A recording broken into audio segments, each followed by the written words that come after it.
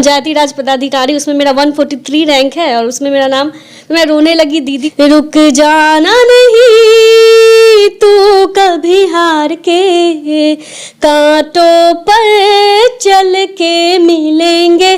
2020 से continuously preparation में लगी हूँ और अब जाके मुझे रिजल्ट आया है। तो मैं ये कहना चाहूँगी कि प्लीज़ प्लीज़ प्लीज़ आप लोग भी प्रिपरेशन छोड़िएगा नहीं बीच। मंजिलें उन्हीं को मिलती है जिनके सपनों में जान होती है, पंखों से कुछ नहीं होता, हौसलों से उड़ान होती है। यह बात हम इसलिए कह रहे हैं क्योंकि हमारे साथ एक सेलिब्रिटी की बहन बैठी हुई है जो बीपीएससी क्वालिफाई करके एक पंचायती राज अधिकारी बनी है, जो मुजफ्फरपुर के लाल दीपक ठाकुर हैं, उनकी बहन है। हमारे साथ ज्योति कुमारी, उनसे बातचीत करेंगे। कैसा लग रहा है पहले ये बताएं। आज बहुत अच्छा लग रहा है, बहुत खुश हूँ कि जो मेरा स्ट्रगल था 3-4 सालों का, उसका फाइनली मुझे फ्रूट मिला है और मैं एक अधिकारी के पद पे चयनित हुई हूँ।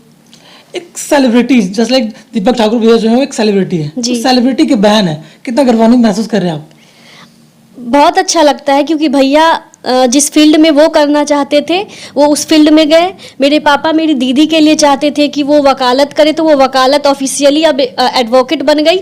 और मेरे लिए पापा हमेशा से चाहते थे कि मेरी छोटी बेटी एक पदाधिकारी बने, तो मैं पदाधिकारी बन गई। तो खुद की खुशी से ज़्यादा ये होता है कि मेरे माता पिता और मेरे भैया जो मेरे ऊपर इतना ये किए वो बहुत खुश है, तो वो देख के बहुत खुशी। जब ये रिजल्ट आया था तो क्या सा उस टाइम क्या सोची थी, क्या लगा था?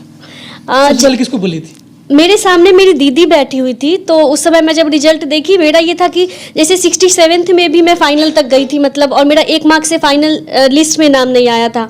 तो मैं उस टाइम का एक फियर था दिमाग में कि मैं स्क्रॉल कर रही थी और मेरा नाम कहाँ है। तो इस बार भी वही था, रिजल्ट आते मेरा हाथ ये सब कुछ कांपने लगा। उसके बाद मैं रिजल्ट देख रही हूँ, लिस्ट में मेरा नाम, लेकिन जब मैं देखी पंचायती राज पदाधिकारी, उसमें मेरा 143 रैंक है और उसमें मेरा नाम, तो मैं रोने लगी। दीदी को बताई, दीदी रोने लगी, मेरे पापा रोने लगे, सब कोई रोने लगे। तो ये आंसू खुशी के आंसू हो गए उस टाइम? बिल्कुल, ये खुशी के आंसू थे। स्ट्रगल के फेज में जो आंसू थे वो एक निराशा का आंसू था मतलब, और अभी का जो आंसू था वो खुशी का आंसू था। जब भैया को बताया तो भैया क्या बोले?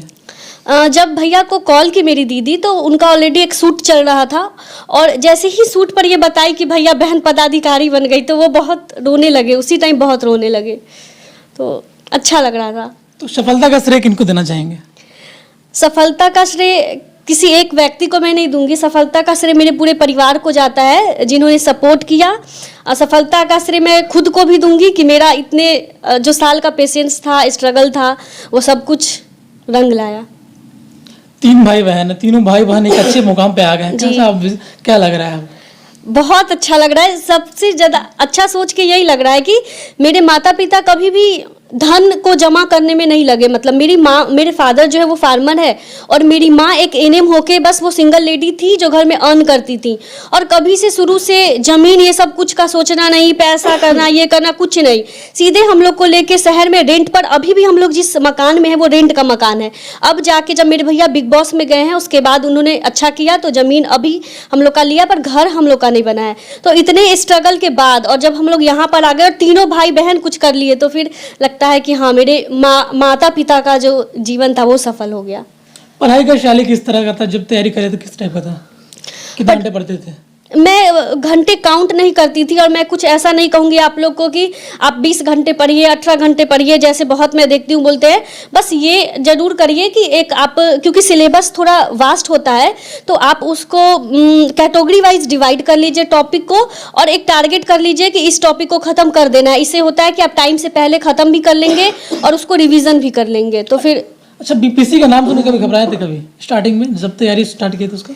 हाँ, क्योंकि मैं ग्रेजुएशन मेरा मैथ्स ऑनर्स से था। ग्रेजुएशन तक मेरे माइंड में ये नहीं था कि मुझे बीपीएससी करना है। ग्रेजुएशन के बाद जब मेरा 2019 में कंप्लीट हुआ ग्रेजुएशन, उसके बाद मैं सोची कि मुझे बीपीएससी करना है। मेरे पापा का भी था कि पदाधिकारी बनेगी, लेकिन मेरा कुछ माइंड में उस समय तक नहीं था। तो पहले सुनने में तो ये लगता था कि सब जैसे बोलता था कि बहुत हार्ड होता है, बहुत हार्ड होता है, बहुत पढ़ना पड़ता है। लेकिन जब प्रिपरेशन में स्टार्ट की, फिर मैं जब उसमें इंटरेस्ट आने लगा धीरे धीरे, फिर पहली बारी जब मेरा 2 मार्क्स से बस पीटी नहीं क्वालिफाई हुआ, तो फिर लगा कि नहीं, फिर हो सकता है। मतलब उसके बाद मेरा 67th में मैं फाइनल तक गई, 68 में मेरा क्वालिफाई हुआ और 69 का मैं मेंस भी दे रही हूँ। तो फिर ये मेरे लिए बहुत बड़ी बात है। क्या कहेंगे जिस तरह से जब परिणाम आपका आ चुका है, अब आगे क्या प्लान है आगे कुछ करने का? अभी तो फिलहाल 21 तारीख को मेरा ऑप्शनल है 69th का, फिर पहले वो दे लेती हूँ। उसके बाद फिर यहाँ तो रुकना नहीं है, स्काई इज़ द लिमिट। सो आगे भी मुझे यहाँ पढ़ना है और मैं यूपीएससी का अटेम्प्ट भी मैं देना चाहूँगी, उसमें भी मैं प्रयास करूँगी। उसमें प्रयास रहेगा? जी बिल्कुल रहेगा। अभी मैंने एक भी अटेम्प्ट दिया नहीं है क्योंकि मुझे लगता था कि उस स्तर का मेरा प्रिपरेशन नहीं है, लेकिन मैं अब जो भी अपने जॉब के अलावा मुझे जो समय मिलेगा मैं उसमें पढ़ के और मैं यूपीएससी का अटेम्प्ट भी देना चाहूँगी। उन युवाओं को क्या कहेंगे जो तैयारी कर रहे हैं, आगे के लिए प्रिपरेशन कर रहे हैं, किस तरह से तैयारी करेंगे? मैं आपको कहना चाहूँगी कि निराशा तो बिल्कुल नहीं खोइए। स्ट्रगल के फेज में बहुत ऐसा टाइम आता है जब बहुत निगेटिव लो फील होता है, मैं ये फेस कर चुकी हूँ। तो फिर मैं गाने के माध्यम से कहना चाहूँगी, रुक जाना नहीं तू कभी हार के, कांटों पर चल के मिलेंगे साए बहार के। क्या बात है, बहुत खूबसूरत गाना आपने गाया। Thank you. ये लाइन किसके लिए है? ये लाइन उन सभी के लिए है जो प्रयास कर रहे हैं, जो तैयारी में लगे हुए हैं। और मैं चाहूँगी कि आप लोग प्लीज़ होप नहीं खोइएगा, क्योंकि फेज आता है जब कुछ नहीं हो पाता है, अगर कुछ टाइम के लिए तो लगता है कि अब नहीं हो पाएगा मेरे से। पर मैं ये कहना चाहूँगी कि जैसे मेरा रिजल्ट आया तो आपका भी होगा। मैं 2020 से कंटिन्यूअसली प्रिपरेशन में लगी हूँ और अब जाके मुझे रिजल्ट आया है। तो मैं ये कहना चाहूँगी कि प्लीज़ प्लीज़ प्लीज़ आप लोग भी प्रिपरेशन छोड़िएगा नहीं बीच में, और कंटिन्यूअसली कंसिस्टेंसी के साथ प्रिपरेशन करिएगा, आप लोग सबका होगा। बस। तो हमने बात किया ज्योति कुमारी से, जो बीपीएससी क्वालिफाई करके अब पंचायती राज अधिकारी बन चुकी है, और इनकी बहन भी है, उनसे बातचीत करेंगे, जो एक आप बता दें कि एडवोकेट वकील है, उनसे बातचीत करेंगे। कैसा लग रहा है, पहले ये बताया, आज बहन आपकी एक बीपीएससी क्वालिफायर का अधिकारी बन गई? बहुत अच्छा लग रहा है, ये भी कोई कहने की बात है। एक पदाधिकारी की बहन होगा, इससे बड़ी खुशी की बात क्या होगी हमारे लिए।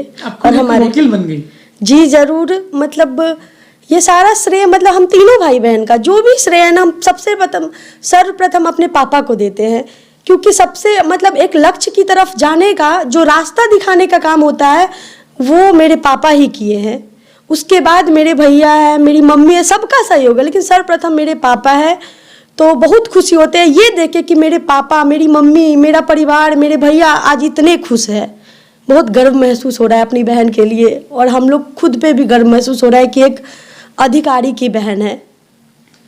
तो हमने बात किया, जो हमारे साथ बातचीत में दीपिका जी थी, जो दीपक ठाकुर की बहन है, और जो साथ में है ज्योति कुमारी, ये भी बहन है, और दोनों से बातचीत किया है। दोनों एक अधिकारी बन चुके हैं, एक वकील बन चुकी है, एक पंचायती राज विभाग में अधिकारी बन चुकी है। उन्होंने साफ साफ बताया जो युवा है, जो तैयारी करना चाहते हैं, उनके लिए भी अपना एक पंक्ति के गाना के माध्यम से भी बात रखी, और बहुत सारी बातों को बताया जो युवा तैयारी कर रहे हैं। द पब्लिक हेडलाइन के लिए विकास गुप्ता।